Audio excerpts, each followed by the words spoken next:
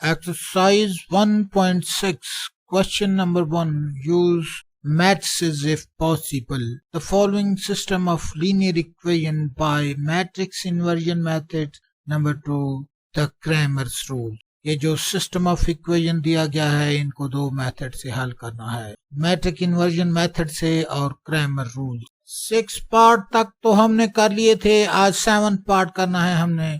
2x minus 2y is equal to 4 minus 5x minus 2y is equal to minus। By matrix inversion method, सबसे पहले हम bye matrix inversion method से इसको हल करेंगे।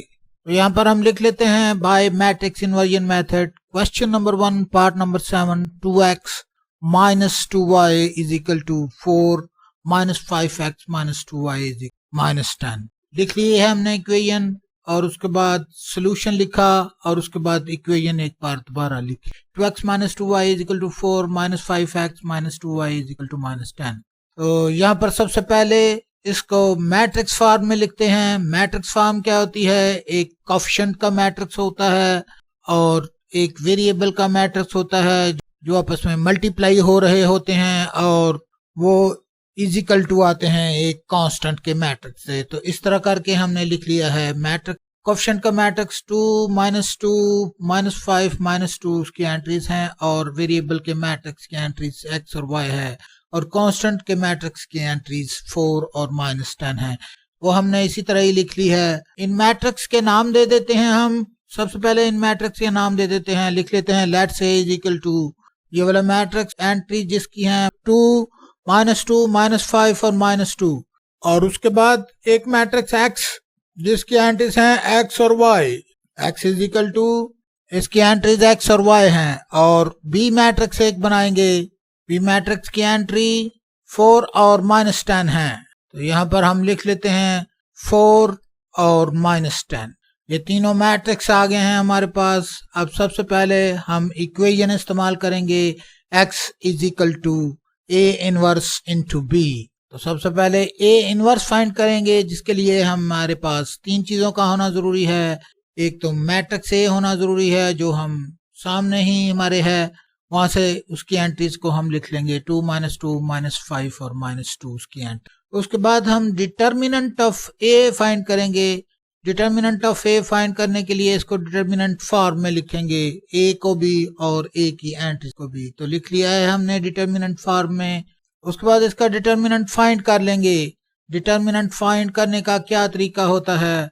Determinant find करने का ये तरीका होता है, ये वाली जो पहले प्रिंसिपल डायगोनल को हल करते हैं, सबसे पहले ये वाली एंट्री इससे मल्टीप्लाई करा दी जाती है। 2 2 4 होते हैं तो ये इसके साथ ये माइनस का है तो ये माइनस का 4 आएगा। ये माइनस का सिंबल है तो माइनस का 4 आएगा। 5 2 10 होते हैं तो ये भी माइनस का है ये भी माइनस का है, आपस में प्लस होके ये तो पॉजिटिव के हो जाएंगे, लेकिन ये जो माइनस नजर आ रहा है आपको ये फार्मूले का माइनस है। तो यहाँ पर -4 -10 आ जाएगा। जब इसको सिंप्लीफाई किया जाएगा -4 और -10 जब आपस में सब्ट्रैक्ट होंगे तो माइनस का 14 आ जाएगा, वो हम लिख लेंगे। तो उसके बाद हम इधर ये भी लिख लेंगे कि माइनस का 14 नॉन जीरो एंट्री है। तो matrix A is a non singular matrix because determinant of A is non zero, therefore solution is exist. अब एजॉइंट ऑफ A फाइंड कर लेंगे। एजॉइंट ऑफ A किस तरह फाइंड करते होते हैं? इन दो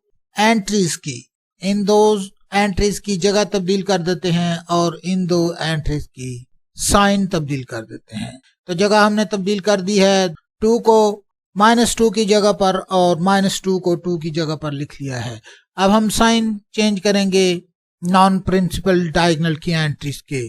तो यहाँ पर -2 जो कि माइनस का 2 है वो प्लस में बदल जाएगा और माइनस का 5 भी प्लस में बदल जाएगा और 2 और 5 हम लिख लेंगे। ये एजॉइंट ऑफ A भी हमारे पास निकल आया है। एजॉइंट ऑफ A हमारे पास आ चुका है, डिटर्मिनेंट ऑफ A हमारे पास आ चुका है। अब हमने A इनवर्स फाइंड करना है तो उसका फार्मूला हमें आता है 1 upon determinant of A multiplied by adjoint of A। Determinant of A -14 था तो यहाँ पर हम लिख लेंगे 1 अपॉन -14 और एजॉइंट ऑफ A भी अभी हमने निकाला है जिसकी के एंट्रियां हमें याद भी हैं, मैं इधर लिख भी दूंगा।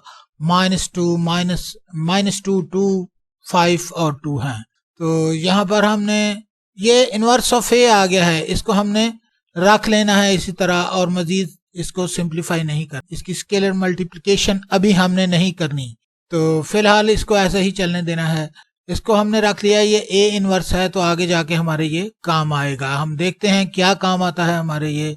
तो यहाँ पर हम इक्वेशन एक बार फिर लिख लेते हैं, उसमें कोई हरज की बात नहीं होती, दोबारा भी लिख लें इक्वेशन को। x is equal to A inverse into B, तो यहाँ पर हम लिख लेते हैं 1/-14 और ए जॉइंट जो इनवर्स निकला था सारी की सारी वैल्यू उसकी लिख लेते हैं। वो निकली थी 1/-14 और एक मैट्रिक्स जो मल्टीप्लाई हो रहा था -2 2 5 2 जिसकी एंट्रीज थी, और इसके साथ b मल्टीप्लाई हो रहा था जिसकी एंट्री 4 और -10 थी। तो ये है वो 4 और -10 इधर हम लिख लेंगे, ये मैट्रिक्स b था, यहाँ पर लिख लिया 4 और -10।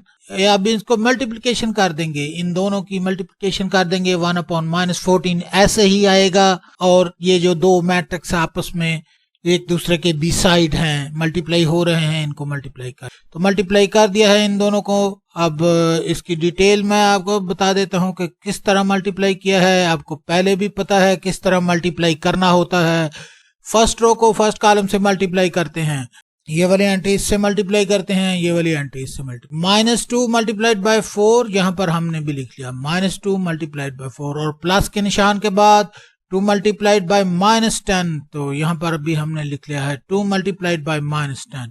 उसके बाद सेकंड रो को फर्स्ट कॉलम से मल्टीप्लाई करेंगे, 5 मल्टीप्लाइड बाय 4 प्लस के निशान के बाद 2 मल्टीप्लाइड बाय -10, तो हमने भी इधर लिख लिया है। अब इसको मजीद सिंप्लीफाई करना है, 1/-14 ऐसे ही लिखेंगे साथ साथ, और इसको मजीद सिंप्लीफाई करेंगे। इसको मजीद सिंप्लीफाई करेंगे तो 2 4 8 होगा, वो माइनस का 8 होगा, और 2 10 20 होगा, वो भी माइनस का 20 होगा, क्योंकि ये वाला माइनस का निशान इससे मल्टीप्लाई होके माइनस हो जाएगा। तो यहाँ पर आ जाएगा -8 -20, और नीचे 5 4 20 होता है तो हम भी 20 लिख लेंगे, और 2 10 भी 20 होता है, लेकिन ये क्योंकि ये वाला सिंबल माइनस का है, इससे जब ये मल्टीप्लाई होगा तो इसको ये माइनस कर देगा, तो यहाँ पर ये वाला -20 आ जाएगा, तो हम इधर लिख लेंगे -20। अब मजीद से सिंप्लीफाई ही करना है, 1/14 1/-14 इसी तरह हम लिख लेंगे, और इसको मजीद सिंप्लीफाई कर लेंगे। -8 और -20 आपस में जब सब्ट्रैक्ट हुए तो माइनस का 28 आ गया, तो यहाँ पर हम माइनस का 28 लिख लेंगे, और 20 जब 20 से माइनस हुआ तो 0 आया करता है, तो 0 हम यहाँ पर लिख। अब ये जो इजिकल टू का निशान है इसके पार एक x है, कैपिटल X, ये वाला जो लिखा हुआ है, इसकी एंट्रीज आपको याद हैं कि नहीं याद? मुझे तो याद है वो XY हैं, लेकिन हम फिर देख भी लेते हैं कहाँ पर लिखी हुई हैं XY। ये है, ये X और ये इसकी वैल्यू, ये वैल्यू हम इधर लिख लेंगे यहाँ पर, तो इधर लिख ली X और Y, कैपिटल X की जगह हमने उसकी वैल्यू लिख ली जो कि X और Y है। अब इसकी हम स्केलर मल्टीप्लिकेशन भी कर लेंगे, ये 1/-14 को इससे जब मल्टीप्लाई कराएंगे तो -28/-14 आ जाएगा, और 1/-14 जब 0 से मल्टीप्लाई होगा तो 0/-14 आ जाएगा। तो ये हमने लिख लिया है। अब ये वाले दो मैट्रिक्स बराबर हैं, इक्वल हैं, तो मैट्रिक्स उस वक्त इक्वल होते हैं जब उनके ऑर्डर बराबर होते हैं और उसकी कॉरस्पॉन्डिंग एंट्रीज बराबर होती हैं।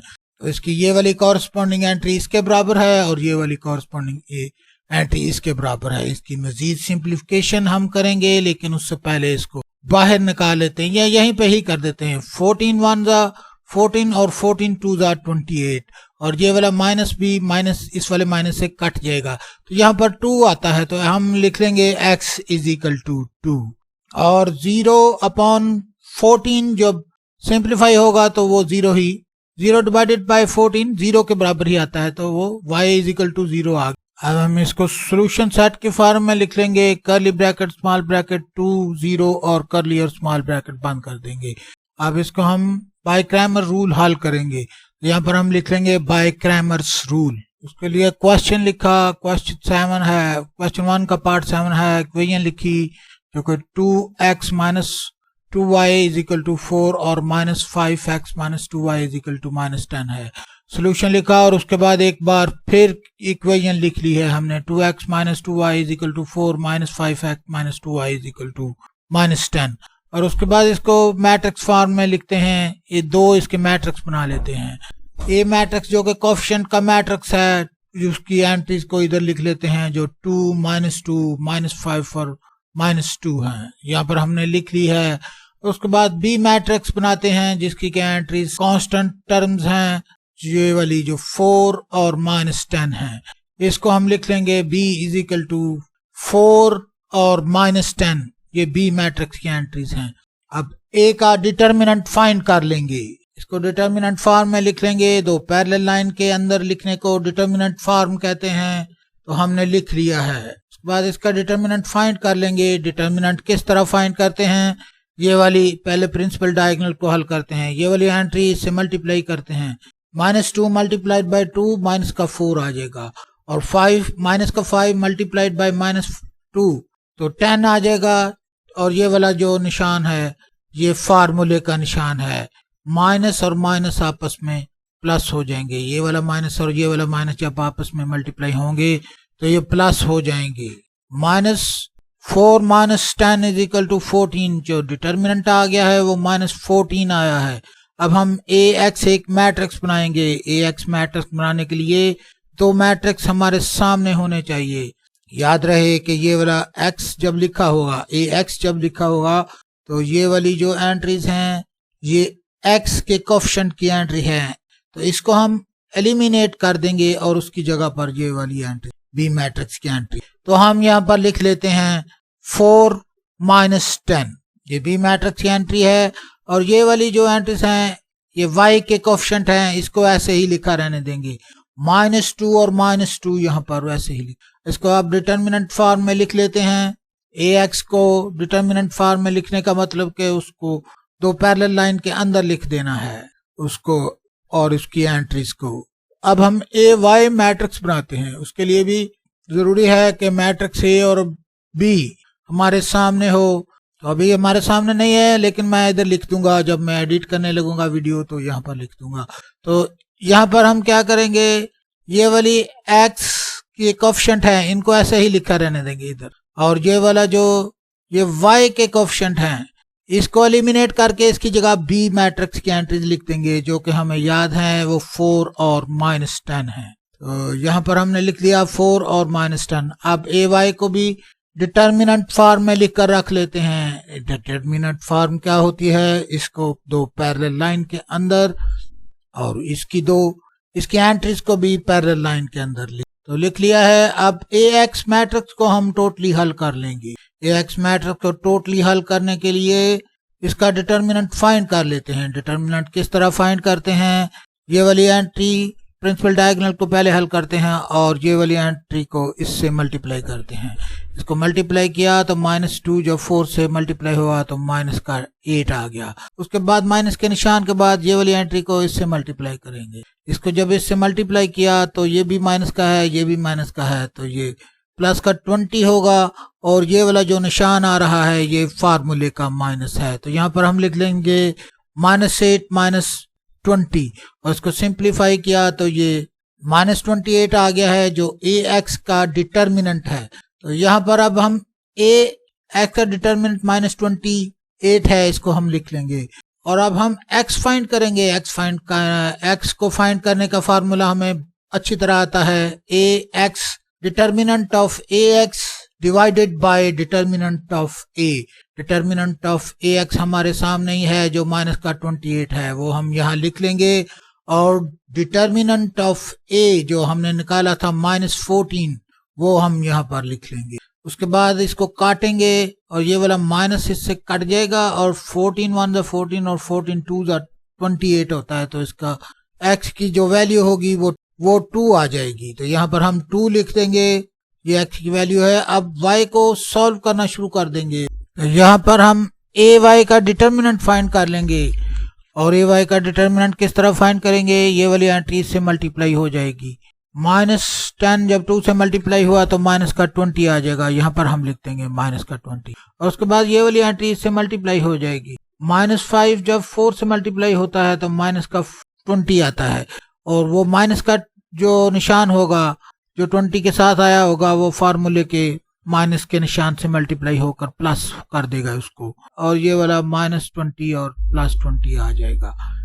5 4 20 होता है, क्योंकि ये माइनस का निशान है, ये माइनस का निशान फार्मूले के निशान से मल्टीप्लाई होकर प्लस हो जाएगा, तो ये वाला प्लस का 20 आ जाएगा। तो यहाँ पर हम लिख देंगे -20 + 20, और जब इसको सिंप्लीफाई करेंगे तो ये 0 के बराबर आ जाएगा। यहाँ पर हम लिख देंगे ए वाई का डिटरमिनेंट 0 के बराबर है। अब हम y निकालने का, y को फाइंड करने का फार्मूला लिखेंगे। y को फाइंड करने का फार्मूला होता है determinant of A Y divided by determinant of a। Determinant of A Y 0 है, तो हम यहाँ पर लिख लेंगे इसकी value 0 divided by -14। 0 divided by -14 0 के बराबर होता है, तो यहाँ पर हमने लिख लिया है 0 के बराबर। अब इसको सोल्यूशन सेट के फॉर्म में लिख देंगे हम। Solution set curly bracket small bracket 2 0 curly bracket और स्मॉल ब्रैकेट को बंद कर देंगे। इसके साथ ही क्वेश्चन नंबर 1 पार्ट नंबर 7 हल हो चुका है, और इसको अब हम अपलोड करेंगे, और नेक्स्ट वीडियो में पार्ट नंबर 8 जो कि इस क्वेश्चन का आखिरी पार्ट है वो भी हल कर देंगे।